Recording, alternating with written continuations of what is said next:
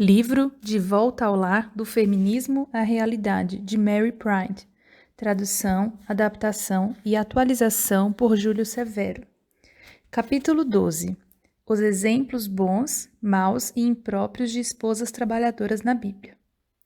Encontrei-me com o Pan numa conferência de pais que dão aulas em casa.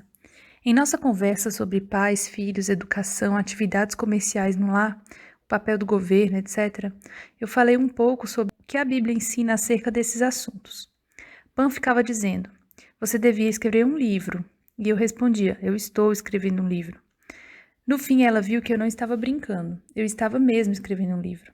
E ela pediu meu número de telefone, pois ela queria conversar um pouco mais sobre o papel das mulheres. Ela entrou em contato comigo no dia seguinte. Depois de pedir o endereço de um curso de língua estrangeira que eu havia mencionado na conferência, Pan foi direto ao assunto. "O que quero dizer é que todo esse negócio sobre o trabalho do lar soa muito legal. E quanto à esposa nobre de Provérbios 31? Ela não era uma esposa que trabalhava fora? E quanto a Débora e Priscila?" Pan estava sendo sincera ao fazer essas perguntas. Ela se importava o suficiente com seu filho para estar pensando em educação escolar em casa. Mas ela tinha de trabalhar fora para sustentar a casa e o marido no seminário. Ela perguntou: "A Bíblia não apresenta esposas que trabalham fora, tal como a senhora de Provérbios 31, como bons exemplos? Esposa que trabalha fora?" Tenho percebido que toda vez que aparece o assunto do trabalho do lar numa revista evangélica, alguém apresentará os supostos exemplos bíblicos das esposas que trabalhavam fora. Mas na maior parte dos casos, nenhum leitor para examinar cuidadosamente a Bíblia para ver se os exemplos alegados realmente se aplicam. Tantos artigos de revistas evangélicas aprovam essa ideia que ninguém ousa questionar. Então, 400, 300, 200 ou até mesmo 100 anos atrás, os evangélicos não haviam descoberto que certas mulheres da Bíblia se encaixam no molde da esposa que trabalha fora. De algum modo, ao lerem e estudarem essas passagens com toda atenção, gerações de cristãos não conseguiram perceber as aplicações óbvias à creche e ao trabalho da esposa fora do lar. Mas agora que a sociedade está indo atrás dessas coisas e de repente muitos evangélicos a estão descobrindo na Bíblia. Muito conveniente. Acredito que as mulheres da Bíblia, que hoje são usadas para defender a entrada da esposa no mercado de trabalho, na verdade jamais apoiaram essa ideia. Tipicamente, um artigo de revista ou pregação fará uma consulta pouco profunda a uma dessas senhoras, simplesmente pondo a etiqueta, abre aspas, esposa que trabalha fora, fecha aspas, nela, e então começará a ficar espalhando essa informação por aí.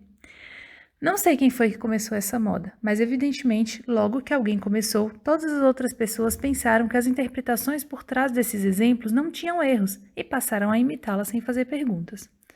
Tudo o que se precisa fazer agora é entoar Provérbios 31. E leitores aos milhões assinarão a cabeça. Sim, todos dizem que a esposa de Provérbios 31 era uma esposa que trabalha fora. Será que essa maneira de raciocinar está correta? Alguém diz: certa mulher da Bíblia é uma esposa que trabalha fora. Mas a Bíblia realmente diz isso? Antes de começarmos a examinar esses exemplos, vamos rever os princípios básicos da correta interpretação da Bíblia. Então veremos se alguns desses exemplos são mesmo bons exemplos. 1. A interpretação da Bíblia não é, abre aspas, cada um interpreta do seu jeito, fecha aspas. A posição relativista é que as interpretações contraditórias de uma passagem podem ser igualmente corretas. Mas é exatamente contra esse relativismo que o livro inteiro de Tito se coloca. Um líder deve apegar-se firmemente à mensagem fiel, de maneira como foi ensinada, para que seja capaz de encorajar os outros pela sã doutrina e de refutar os que se opõem a ela. Pois há muitos insubordinados que não passam de faladores e enganadores. É necessário que eles sejam silenciados, pois estão arruinando famílias inteiras ensinando coisas que não devem. Portanto, repreenda-os severamente para que sejam sadios na fé. Tito 1, de 9 a 13. Aí não há nenhuma insinuação de que devamos ser compreensivas e tolerantes para com as opiniões opostas. A Bíblia ensina só uma verdade, a sã doutrina, e as opiniões opostas devem ser refutadas, silenciadas e repreendidas. 2. Ao usar a Bíblia para interpretar a Bíblia, devemos utilizar um ensino claro, tal como a insistência de Tito 2, para que as esposas jovens sejam trabalhadoras do lar, para interpretar os exemplos. Os exemplos não anulam os ensinos específicos. Por exemplo, Ló cometeu incesto com suas filhas. Ló foi um homem justo, portanto o incesto é certo. Não, não é. pois um mandamento claro de Deus proíbe isso. Veja Levítico 18:6. Devemos fazer 2 perguntas a nós mesmos acerca de todos os exemplos na Bíblia. A. É uma norma que devemos seguir? Deus aprova esse modo de se conduzir? O exemplo é bom, como Jesus, ou mau, como as filhas de Ló? Descobrimos isso examinando todos os mandamentos bíblicos que se aplicam à conduta da pessoa e examinando para ver se Deus fala algo sobre essa pessoa na Bíblia. B. O exemplo aplica-se ao assunto sobre o qual estamos falando ou não vem ao caso? Eis a minha acusação. Os que defendem a entrada das esposas evangélicas no mercado de trabalho, lá fora, jamais baseiam sua posição nos mandamentos de Deus. É porque não há nenhum versículo na Bíblia que mande as esposas trabalharem fora para sustentar a família. Há versículos que dizem que as mulheres devem gerar filhos, cuidar da casa e serem trabalhadoras do lar. 1 Timóteo 5, 10 e 14, Tito 2, 4 a 5. Mas as esposas que seguem uma carreira profissional fora do lar desprezam ou não dão importância a esses versículos. Em vez disso, elas tentam defender suas pretensões com base em alguns exemplos bíblicos, esperando assim anular por meio de truques teológicos os mandamentos claros de Deus. Agora vamos dar uma olhada nos exemplos que elas comumente usam. Débora. Débora era uma profetisa e uma mulher casada. Ela era líder em Israel na época dos juízes. Os israelitas a procuravam para que ela decidisse as suas questões. Juízes 4:5. Um ponto importante que devemos ter em mente com relação ao que Débora fazia e às atividades de todas as pessoas do livro de Juízes era que o comportamento deles não é uma norma que devemos seguir. Naquela época não havia rei em Israel e cada um fazia o que lhe parecia certo. Juízes 17, 6, 21 e 25. As pessoas estavam vivendo do jeito que queriam, não do jeito que Deus mandava. Elas adoravam ídolos, a tirania era comum, as mulheres eram raptadas como noivas e até estupradas por bandos de homens. Eu poderia prosseguir e dizer mais, mas por que você mesma não começa a ler o livro? Você verá que o tema de Juízes é, abre aspas, o que acontece com as pessoas quando elas abandonam as leis de Deus, fecha aspas. Em outra parte da Bíblia, Deus explica em maiores detalhes que não é o seu plano que os jovens ou as mulheres governem um país. Abre aspas. Mas, ai dos ímpios, meu povo é oprimido por uma criança, mulheres dominam sobre ele. Meu povo, os seus guias o enganam e o desviam do caminho. Fecha aspas. Isaías 3, 11 e 12. Não devemos, pois, nos apoiar em Débora como exemplo de que as esposas podem seguir uma carreira profissional fora do lar. Se você ainda não está convencida, considere isso. Sansão era um juiz que dormia com prostitutas. Juízes 16:1. Jogamos então 1 Coríntios 6:15 fora, que proíbe, nos termos mais fortes, os cristãos de serem fregueses de prostitutas por causa do bom exemplo de Sansão. Fazemos votos de oferecer como sacrifício ao Senhor tudo que sai da porta da nossa casa e então mantemos o voto, ainda que isso signifique sacrificar a nossa única filha? Tal como fez Jefté, outro líder de Israel na época dos juízes? O que você acha de pegar uma estaca e cravar a cabeça de um hóspede no chão, como Jael fez a Cícera? Isso não é absurdo? Não. Nós julgamos o comportamento dos juízes conforme os mandamentos claros de Deus, não vice-versa. Seja como for, Débora não era uma mulher que trabalhava fora. Ela era uma governante, o povo ia até ela. Talvez ela fosse viúva ou não tivesse filhos. O texto não nos diz. Débora chama a si mesma de mãe em Israel, que no idioma hebraico poderia bem significar mãe de Israel, já que ela era a mãe do país naquele momento da história. Débora não estava aflita para se aventurar no mercado de trabalho lá fora. Quando surgiu sua grande chance de conduzir o exército em batalha, ela não quis, e só a covardia do comandante Baraque a forçou a ir. Talvez Baraque só quisesse mostrar para Débora que ele era a favor da igualdade sexual, mas Deus não o abençoou por sua disposição de seguir Débora até o campo de batalha. O castigo de Baraque foi que ele não receberia a glória da vitória. Quem a recebeu foi Jael, a mulher que cravou a cabeça de Cícera no chão. Quando os homens são incapazes de assumir a liderança, uma mulher pode acabar dirigindo um país. Portanto, Débora era uma líder, não uma esposa que trabalhava fora. Seu exemplo não é uma norma que as esposas devem seguir. Nada na Bíblia diz que devemos abandonar o trabalho no lar e tentar recriar, deliberadamente, a atmosfera de decadência moral e social da época dos juízes, quando Débora governava. Priscila. Priscila ajudava seu marido Áquila em seu negócio de fazer tendas. Atos 18:3. O exemplo de Priscila é sem dúvida uma norma a ser seguida, isto é, um bom exemplo. Ela e Áquila estavam entre os amigos mais íntimos do apóstolo Paulo. Ele os saudou de maneira pessoal em suas cartas, viveu com eles e viajou com eles. Aí notamos algumas coisas. 1. A fabricação de tendas é uma atividade comercial exercida em casa. Não é como entrar no carro, dirigir 15 minutos pela cidade, estacionar, entrar no escritório, ficar ali 8 ou 9 horas e então ir para casa. Não se vai ao escritório para fazer tendas. Pelo menos não na Europa no primeiro século. 2. Jamais se mencionam filhos.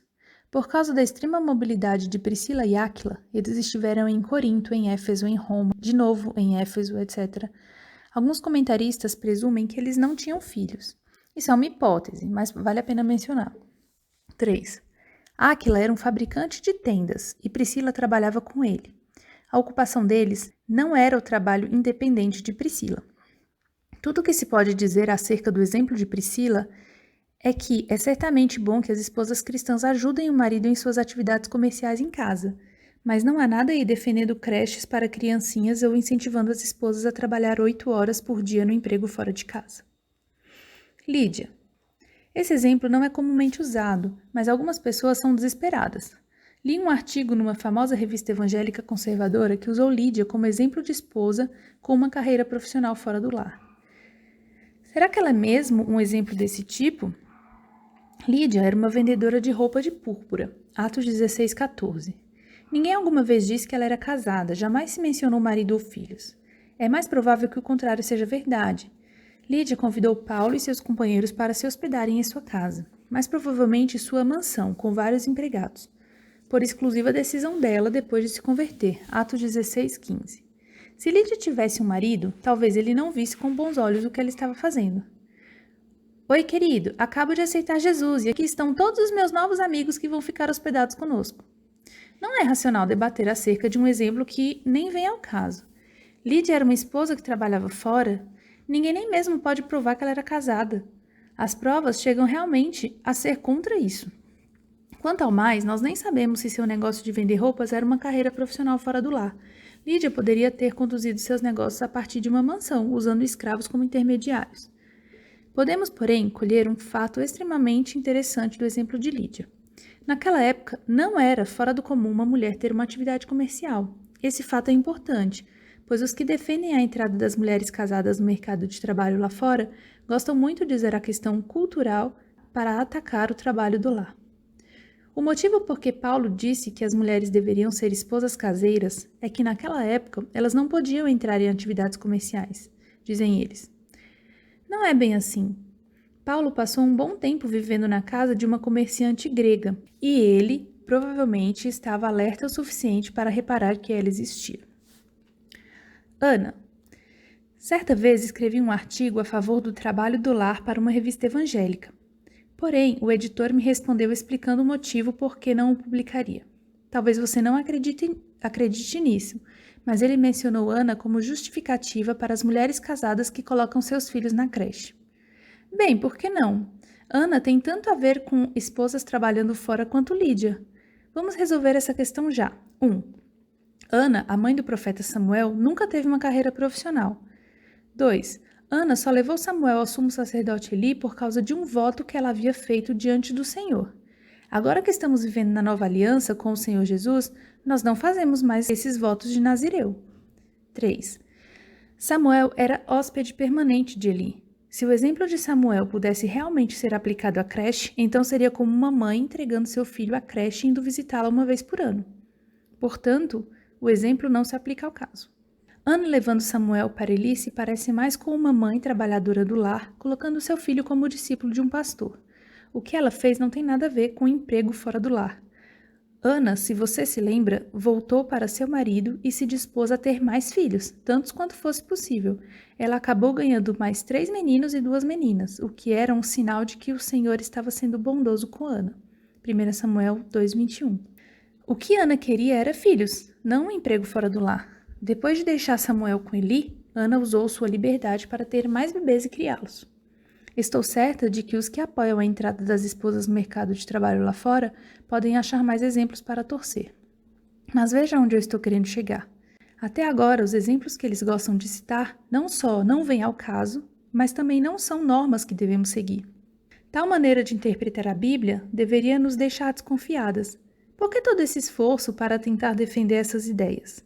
Será que eles estão vendo só o que querem ver? Desejo examinar agora 2 exemplos bons que são comumente omitidos quando as mulheres falam sobre trabalhar fora. Então, resolveremos de uma vez por todas a questão dessa pobre senhora de Provérbios 31, na qual se baseiam os que defendem energicamente a entrada das mulheres casadas no mercado de trabalho lá fora. Sara e Maria. 2 esposas na Bíblia são excelentes exemplos, com exceção de alguns fatos específicos em que Deus as repreendeu. Esses exemplos são Sara e Maria. Escutem-me. Vocês que buscam a retidão e procuram o Senhor, olhem para a rocha da qual foram cortados e para a pedreira de onde foram cavados. Olhem para Abraão, seu pai, e para Sara, que lhes deu a luz. Quando eu o chamei, ele era apenas um, e eu o abençoei e o tornei muitos. Isaías 51, 1 e 2. Sara, nosso primeiro bom exemplo, veja também Hebreus 11:11 e 1 Pedro 3:6. Era uma esposa rica. No entanto, ela encontrou sua maior realização em ser mãe e agradar seu marido. Como Sara, que obedecia a Abraão e o chamava Senhor. Quando os anjos foram procurar Sara, ela estava na tenda. Ela fez comida para esses visitantes celestiais com as próprias mãos. Gênesis 18, 5 e 9. Sara amava tanto seu filho Isaque e passava tanto tempo com ele que levou 3 anos para ele se conformar com a morte dela. Gênesis 24, 67. Maria, nosso segundo bom exemplo, era a esposa de um homem pobre. Contudo, o anjo Gabriel não apareceu a ela para oferecer um emprego, mas um filho. Alguém ousaria dizer que a mãe do Senhor Jesus Cristo perdeu a oportunidade de se realizar quando se tornou mãe dessa criança? Se você fosse Maria, você deixaria Jesus diariamente com uma babá por 10 horas, enquanto você saía para trabalhar fora numa tenda de mercado para ajudar José no sustento da casa? Isso não soa como uma boa ideia, não é? Bem, seu filho também é especial. Jesus disse que quando acolhemos um nenenzinho, nós estamos acolhendo a ele. Mateus 18:5, Marcos 9:37, Lucas 9:48. Assim, de certo modo, todas as mães cristãs são Marias. Vimos os exemplos bíblicos de uma esposa rica, uma esposa pobre, uma esposa de fabricante de tendas e uma dona de negócios. Até o momento, não encontramos nenhuma base bíblica para a esposa cristã trabalhar fora. E agora vem a pergunta mais importante. E quanto à esposa ideal de Provérbios 31? A esposa ideal de Provérbios 31. Aí está a vítima infeliz na qual algumas esposas se baseiam para trabalhar fora. Ela é exaltada na imprensa cristã como uma vendedora de terrenos, funcionária de escritório, empregada de fábrica, comerciante, quem sabe o que mais. Ninguém pode provar essas alegações. Se essas alegações estão fazendo sucesso, é porque o público evangélico está sem vontade de consultar as referências bíblicas e examiná-las em contexto. Nós vamos agir de modo diferente e estudar a passagem inteira a fim de ver por nós mesmas o que ela diz. Uma esposa exemplar. Feliz quem a encontrar. É muito mais valiosa que os rubis. Isso nos mostra que a mulher que está para ser descrita é um bom exemplo para seguirmos. Seu marido tem plena confiança nela e nunca lhe falta coisa alguma. Ela não é uma feminista independente seguindo objetivos pessoais. As necessidades de seu marido são a sua preocupação e ela trabalha para supri-las. Ela só lhe faz o bem e nunca o mal em todos os dias da sua vida. Implicitamente, é possível a esposa fazer mal ao marido. O resto da passagem nos mostrará como ser boas esposas, não más. Reparem como o marido desta mulher é colocado em evidência. As feministas odeiam isso. Elas não querem que uma mulher seja identificada com o marido e os filhos, mas as realizações dessa mulher são declaradas exatamente nesses termos. Escolhe a lã e o linho e com prazer trabalha com as mãos. Lã e linho são 2 componentes que fazem parte da roupa do Oriente Médio. Até o momento, não há nada dizendo que ela trabalhava fora de casa. Como os navios mercantes, ela traz de longe as suas provisões. Agora o coro começa. Ela é uma comerciante, uma vendedora, uma marinheira de primeira classe. Mas como é que ela é como os navios mercantes? Ela vai e se senta na água? Essa é uma comparação, não uma definição. Ela é como os navios mercantes num aspecto especial, o de trazer comida de longe. Leia o contexto seguinte. Levantando-se enquanto ainda está escuro, permanecendo até tarde da noite em casa. E você verá que ela não vai pessoalmente a Síria ou a Tarsis em viagem de negócio. Ela está levando comida para casa, comida de verdade, não um salário. Tal como os mercadores, ela anda pela vizinhança à procura de ofertas de comida de qualidade e valor. E tal como os navios mercantes, ela leva as melhores ofertas para casa. Imagine uma dona de casa indo para casa com sacos de comida, tendo parado no supermercado primeiro, e então no mercado de frutas, para comprar frutas e verduras frescas, e você conseguirá compreender tudo. Essa é a imagem que a passagem está tentando transmitir. Esposas que se unem a cooperativas de alimento, que viajam todos os meses para uma fazenda próxima para comprar ovos, mel e cereais em grande quantidade, que examinam cuidadosamente os legumes antes de colocá-los no cesto de compras, que aprenderam a fazer o dinheiro render mais e a comprar alimentos melhores. Essas são as mulheres que essa passagem está elogiando. Antes de clarear o dia, ela se levanta, prepara comida para todos os de casa e dá tarefa às suas servas. Essa esposa providencia pessoalmente o alimento da casa. Ao que parece, ela tem servos para o trabalho doméstico. Permanecer no lar não significa só trabalho doméstico. Podemos, mas não somos obrigados a fazê-lo. É bíblico que uma esposa que trabalha no lar empregue servos. Hoje, os nossos servos são na maior parte mecânicos. Máquinas de lavar pratos, fornos micro-ondas, aspiradores, etc. Assim, a tecnologia, tal como os servos e as servas do passado, torna mais fácil o trabalho doméstico para as esposas que têm condições de ter esses utensílios. Paul Hawken, autor do livro The Next Economy, A Nova Economia, afirma que todo homem, mulher e criança nos Estados Unidos hoje emprega equivalente a 100 servos mediante os serviços de nossos modernos aparelhos elétricos. Ela avalia um campo e o compra. Com o que ganha, planta uma vinha. Prove-me como comprar sapatos para sua família faz de você uma vendedora de sapatos. E eu poderei explicar-lhe como comprar uma vinha faz dessa mulher uma vendedora de terrenos. Os livros e os artigos de revistas cristãs comumente se referem a ela desse jeito, mas isso não faz sentido. Ela comprou um campo para uso da sua família. Ela não revendeu, muito menos entrou numa carreira profissional de vender campos aqui e ali, andando por aí em seu jumento para mostrar as propriedades a possíveis compradores. Com relação ao fato de que ela plantou uma vinha, algumas pessoas têm na cabeça que o trabalho do lar significa só pratos e fraldas. Por isso conclui elas que a Bíblia mostra uma mulher fazendo qualquer coisa que não seja uma tarefa doméstica. Isso nos dá permissão para fazer qualquer coisa que queiramos fazer fora de casa. Mas o trabalho doméstico quer dizer trabalhar na propriedade da casa, não só dentro das 4 paredes de uma casa. As donas de casa, desde os tempos mais antigos, plantavam horta no quintal dos fundos, ou cuidam das verduras numa parte da propriedade da família. Isso era considerado trabalho doméstico e com razão, pois a esposa nunca trabalhava fora da propriedade da família. Além do mais, ela estava fazendo essas coisas sob a sua própria supervisão, não a de um chefe de fora. Vemos aqui uma esposa investindo seus ganhos em coisas que vão ser mais úteis, sempre aumentando o capital da família. Ela não estava de modo algum fazendo dinheiro para ter realização pessoal, mas para o bem da sua família. No minuto veremos como ela ganhava dinheiro, e o motivo por que ela o fez não era um emprego fora do lar. Entrega-se com vontade ao trabalho, seus braços são fortes e vigorosos. Uma mulher que trabalha duro mesmo. Administra bem o seu comércio lucrativo e a sua lâmpada fica acesa durante a noite. Com isso vemos que ela estava envolvida no comércio. As pessoas negociavam e trocavam tudo naqueles dias. Comércio não é uma atividade financeira internacional, é o processo de trocar mercadorias. Isso pode ser feito em casa, da mesma forma que as donas de casa costumavam negociar e fazer trocas de maneira bastante experiente com comerciantes viajantes a fim de obter seus produtos. E ela fazia um trabalho muito bom. O comércio era a sua última propriedade.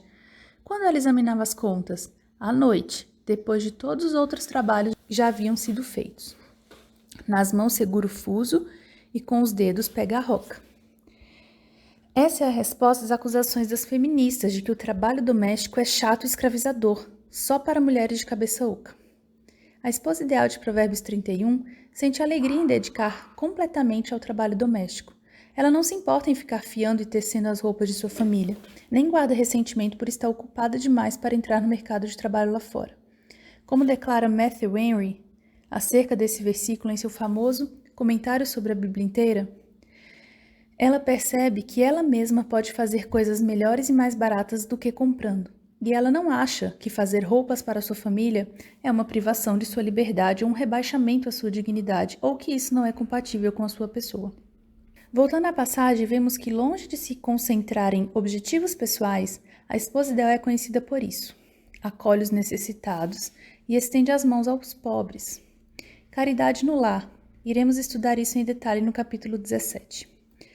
Não teme por seus familiares quando chega a neve, pois todos eles vestem agasalhos. Faz cobertas para sua cama, veste-se de linho fino e de púrpura. Ela faz roupas tanto para a utilidade quanto para a beleza. Nós estudaremos a trabalhadora do lar como artista no capítulo 14. Seu marido é respeitado na porta da cidade, onde toma assento entre as autoridades de sua terra. As portas da cidade eram o lugar em que os assuntos do governo e da sociedade eram resolvidos. Se alguma vez houve uma mulher que tinha o dom para ser líder, era essa. Mas era seu marido, não ela, quem se sentava à porta da cidade. Ela faz vestes de linho e as vende, e fornece cinto aos comerciantes. Agora o coro começa de novo. Ela é uma comerciante, uma operadora de fábrica, uma vendedora ambulante. Não, não é bem isso. Ela fornece cinto aos comerciantes. Ela própria não é uma comerciante. Ela faz roupas de linho. Onde? Em casa. As esposas que trabalham no lar podem ganhar dinheiro, e muito dinheiro se quiserem. Não existe nenhuma lei de Deus que declare que os produtos só podem ser feitos em fábrica. Reveste-se de força e dignidade, sorri diante do futuro, fala com sabedoria e ensina com amor. Com quem ela fala com sabedoria? Será que ela é uma pregadora ou uma autoridade política? Não é muito provável em vista de seus outros deveres. Ela fala com sabedoria toda vez que abre a boca. É seu hábito diário e não uma posição profissional paga. Cuida dos negócios de sua casa e não dá lugar à preguiça. Estou frisando esse versículo, pois ele é a chave da passagem inteira. Será que ela está lá fora ganhando fama para si mesma no mundo dos negócios? Não, a preocupação dela é o lar e a família. Ela é, em resumo, ocupada em casa. Qual é o fruto da dedicação da esposa ideal à sua família e ao lar? Todos fazem pouco caso dela por se isolar no mundo, por ser uma parasita da sociedade e por negligenciar os talentos que Deus lhe deu? Eis a decisão que Deus dá no final. Seus filhos se levantam e a elogiam. Seu marido também a elogia, dizendo: muitas mulheres são exemplares, mas você a todas supera. A beleza é enganosa e a formosura é passageira, mas a mulher que teme ao Senhor será elogiada. Que ela receba a recompensa merecida e as suas obras sejam elogiadas à porta da cidade. Seu marido, seus filhos e, no final, a comunidade inteira a elogiam.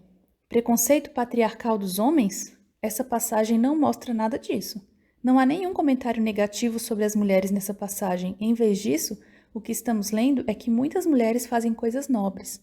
Os homens que escreveram a Bíblia não estavam cheios de preconceito contra as mulheres. Eles não chamavam as donas de casa de estúpidas empregadas domésticas e parasitas. Quem é que vive lançando esses insultos contra nós? O movimento feminista, que afirma estar do nosso lado. A Bíblia apoia a ideia de esposa seguindo uma carreira profissional fora do lar? Nem um pouco. Agora vamos ver o que realmente podemos fazer no lar.